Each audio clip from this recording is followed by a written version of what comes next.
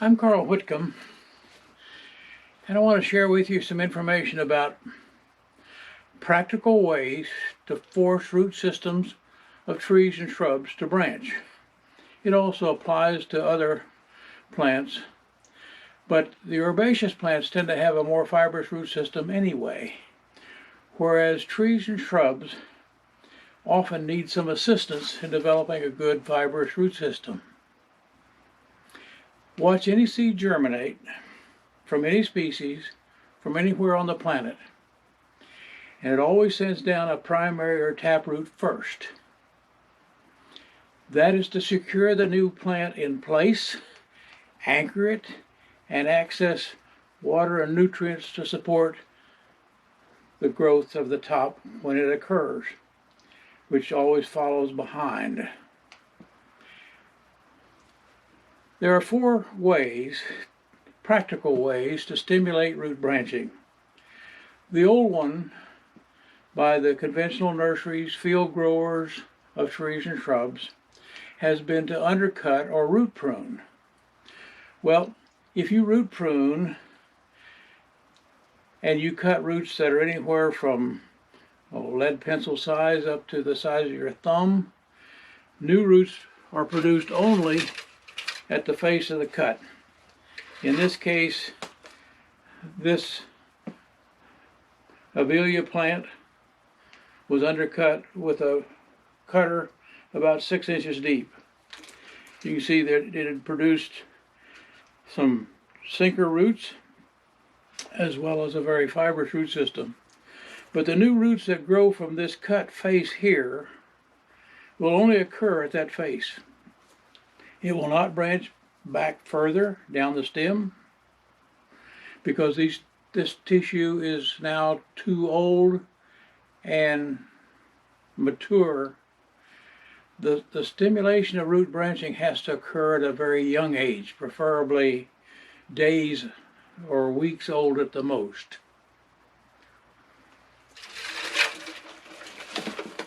The second way to stimulate roots to branch is by air pruning.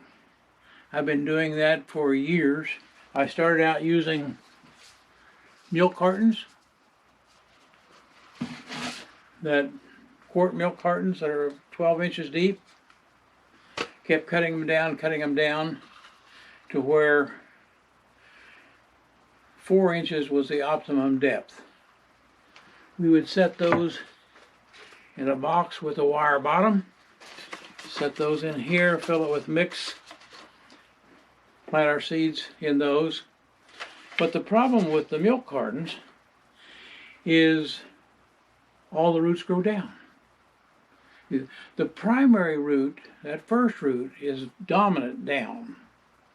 The secondaries that come off of that primary root are somewhat more horizontal, but they're still down somewhat. By the time you get to the 3rd set or 4th set of roots, many of them will grow horizontal and will remain horizontal for the rest of the plant's life. But air root pruning has worked out to be very effective, either in a pot, where in this case with ribs and ledges, the roots are guided to an opening here on the side, and when that root tip is dehydrated by air, it's effectively pruned. It's cauterized, essentially. It's not an open wound, so it's not likely to be affected by any pathogens that are in the neighborhood. But it stimulates root branching from that point back about 4 inches. I call that the 4-inch rule. Now, this is a tray of 32 cell root maker trays, again with this same basic configuration inside. This Abelia plant was propagated, the seeds were germinated and flat and transplanted into these trays and then planted out in the field when they were a foot tall maybe. Pretty nice root system. Radial, all directions, air root pruning is very effective. The other procedure is root tip trapping. By root tip trapping, I observed years ago, based upon some work that was done by some botanists at Harvard University.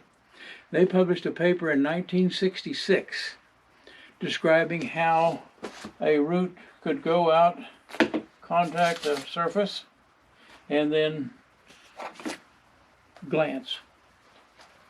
They put stones or other structures in front of a root. They would excavate, get a root, put that root in here, put the barrier in here, and they found that if the root hit the barrier at any angle, it would go in the direction of the slope of the structure, and then either continue that area or wind around the end a little bit. But if the root hit that structure exactly on, it did not glance. There was no opportunity for it to glance or ricochet or be deflected. That root tip would sit there for several days, maybe a week. Instead of being sharp pointed, as roots typically are, with a root cap on the end, kind of a wear surface, it would sit there and get pudgy, like a head of a match. And after, like I say, a few days to a week, it would branch back about 4 inches, just as if I cut it off when it was very young, or air pruned it. So it gave me another way to challenge and make a better root system. Well, the end result of that is this product. It's a fiber, a spun bonded fiber, with a white coating on the outside. The white coating keeps water from evaporating here, and it's also that same coated material on the bottom. But no roots can circle anywhere. Anytime a root hits that fabric, it's trapped. The tip of the root is trapped every time, no matter what angle it contacts it. And after that root has been trapped for a brief period of time, it branches. And then those secondary branches grow out and hit the wall, and they branch. They're trapped and branch also. This is an amazing product. This white cover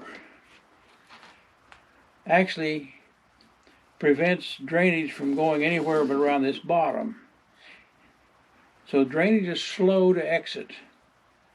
In a arid climate, hot arid climate, people just love these things because they retain water, don't waste water. Water is more precious in that geography anyway. But in areas like where I am here in north central Oklahoma, we sometimes can get periods with lots of rain, and then may go for who knows how long before we get any more rain. So a second patent, or second creation of this whole thing was to make this. This is the same material, only we left 2 to 2.5 inches at the edge when this coating was being applied, uncoated. So this becomes the drainage area all the way around. This works great where you have plenty of water or you over irrigate, whereas the other one, drainage is slower, but is great for arid locations. This container, this is a 30-inch diameter. This can make a great planter for vegetables, for whatever, on a patio or deck. You can also grow nice trees in here. I've grown many trees in here, 10 to 12 feet tall. You know, nice developing young trees. And yet, when you want this off, you simply make several vertical cuts and peel it like a banana. And it does come off very easy. So root tip trapping is also very effective. But there's a fourth mechanism, and that involves girdling a root. When a root is very young and responsive, if that root is allowed to grow out and hit this, in this case, this fabric, the tip of that root will just barely extend through that opening. If the opening's any smaller, the roots don't want to go through it on most species. If it's any bigger to speak of, then the root is too large and old to be responsive in terms of the root branching.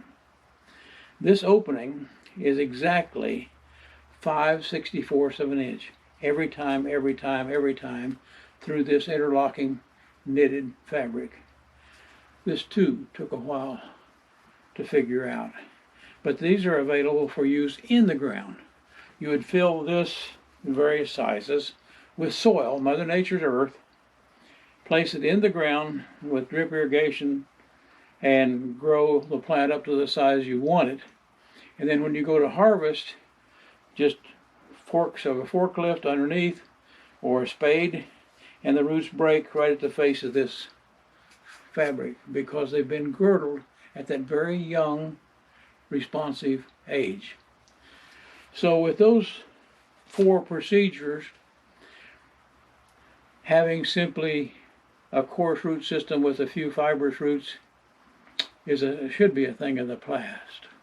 And if you want more information about these products, they're available from Rootmaker Products Company in Huntsville, Alabama, or just go rootmaker.com.